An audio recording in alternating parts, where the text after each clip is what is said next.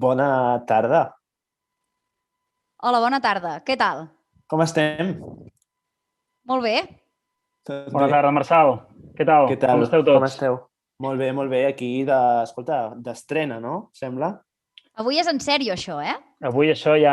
Ara sí que anem bé. Home, Això ja, escolta'm, ja... com deia aquell, ara fem una antítesis, no? Però això ja tocava, eh? Ja tocava estrenar-ho, escolta. Molt bé, endavant.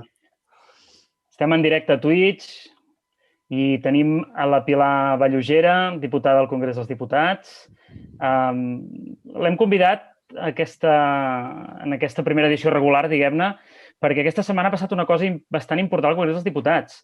S'ha presentat una llei pels drets de les persones trans i ella, com a una dels grups proponents, en aquest cas Esquerra Republicana, va ser la que la va defensar.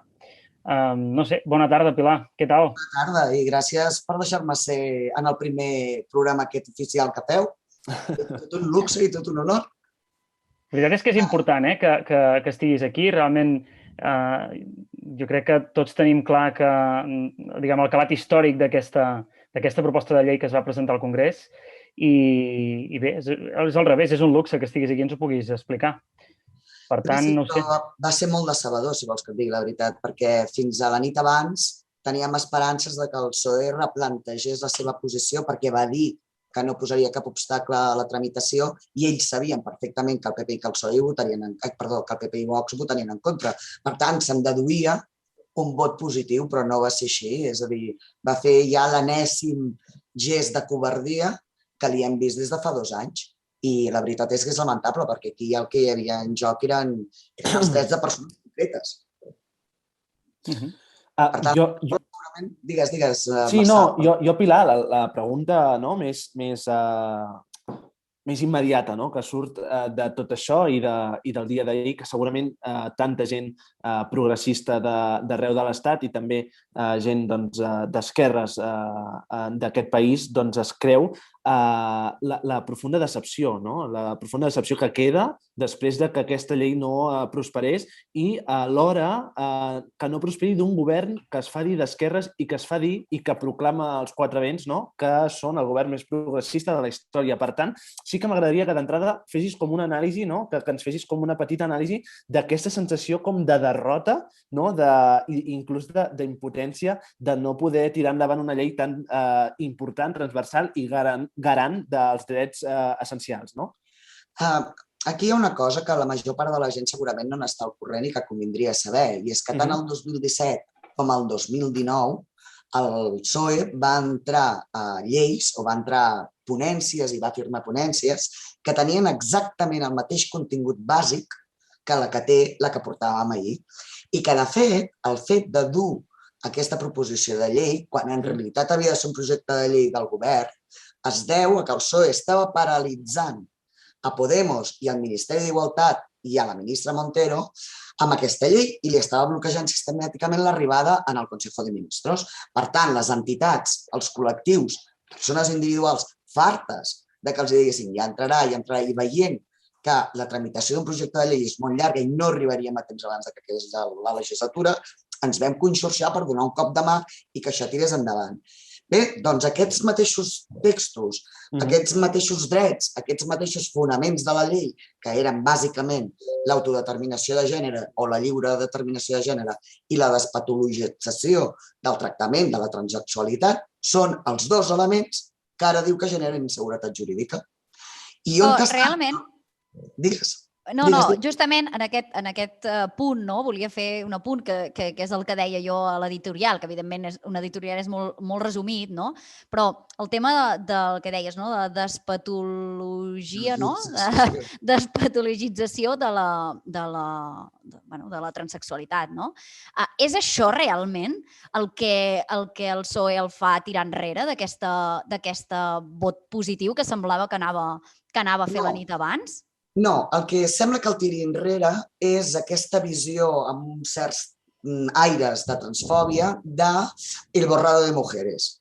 Aquesta tesi que si acceptem, i fixeu-vos que només es refereix a la transsexualitat femenina, i aquesta llei també inclou homes i no binaris, i d'això no se n'ha parlat. però es llegeix com un atac contra el subjecte polític dona. I nosaltres diem exactament al revés.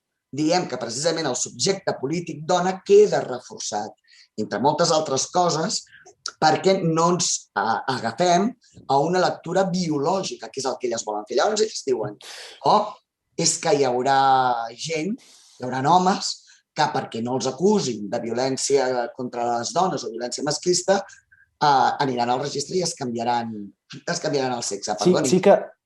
Sí, Pilar, sí que ens interessa de cara a tota aquella gent que ens escolti, tota aquella gent que ens segueixi i que segurament no estigui connectat tant com estem la majoria dels que som aquí a l'actualitat més política, més parlamentària i que no veuen més enllà dels titulars. És a dir, si haguessin d'explicar a l'audiència el motiu pel qual no va tirar endavant aquesta tramitació de llei, quina és la resposta? L'oposició del PSOE. El pas enrere que ha fet el PSOE en la garantia de drets que s'hi havia compromès anteriorment, la poca valentia, les ganes de no obrir melons. Per tant, es confirma aquesta varietat de jaquetes que té el PSOE de Sánchez.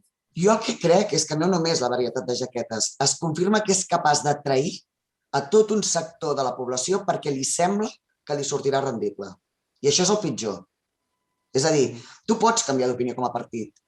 Les circumstàncies canvien i, per tant, la teva opinió pot canviar.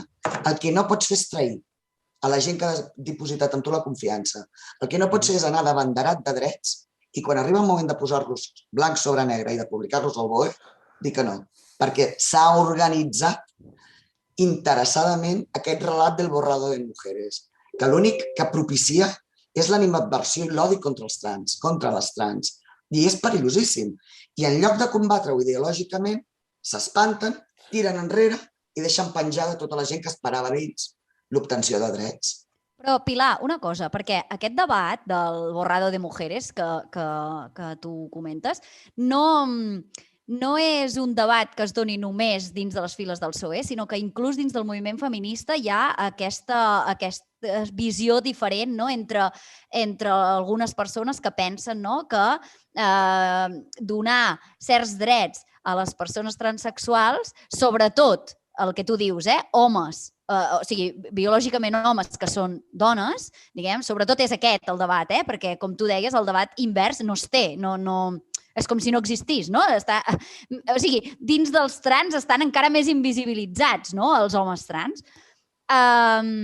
Però jo que em moc en certs cercles feministes i xerrades i històries, no?, i veig que hi ha debat també en això. Et rectifiqui una mica. És a dir, el feminisme és heterogeni. Hi ha molts tipus de feminisme, hi ha molts partits, hi ha molta manera d'entendre el feminisme.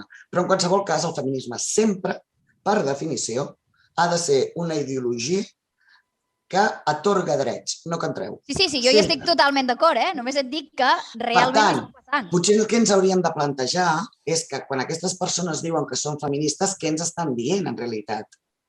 Perquè, entén-me, jo no puc entendre un feminisme que no inclogui, un feminisme que separi la gent, un feminisme que decideixi que per la seva existència cal que uns altres no tinguin dret o que unes altres no tinguin dret. Estem parlant de que ja estem avançant, estem a la quarta onada del feminisme. És el feminisme interseccional, és el feminisme que entén dels privilegis i que ens situa a les blanques de classe mitja i tal, en el centre dels nostres privilegis i ens fa veure com és el món. Per tant, i deixeu-me aclarir una cosa, ostres, estic fatal de veu, perdoneu. Cap problema. Però el tema és que el que es pretén és precisament no posar en perill la salut de les persones trans obligant-les a fer uns trànsits físicament duríssims, o bé hormonals o bé quirúrgics. I aquesta era la finalitat de la llei, que poguessis canviar el teu nom en el registre, per tant, la teva manera de mostrar-te al món i que no hi hagués discordances entre qui ets i com et veuen, sense que haguessis de posar en perill la teva salut. I això és el que és sorprenent. Amb aquestes amb aquestes paraules, diputada d'Esquerra, Pilar Vallugera, moltes gràcies per intentar-nos portar una mica allò llum a tanta foscor, ara ho dèiem. Ens quedem amb aquest concepte, feminisme interseccional i transversal, que representa o que havia de representar també aquesta llei, garant de drets essencials i bàsics. Pilar Vallugera, moltes gràcies per acompanyar-nos en aquest programa i per N'hi ha per fer un l'estoneta. monogràfic d'això, Com vulgueu, ja ho Segur que sabeu. sí. Gràcies, Algun dia ho Pilar. fem. Bona Merci. nit. Moltes Gràcies, gràcies, Pilar. Pilar.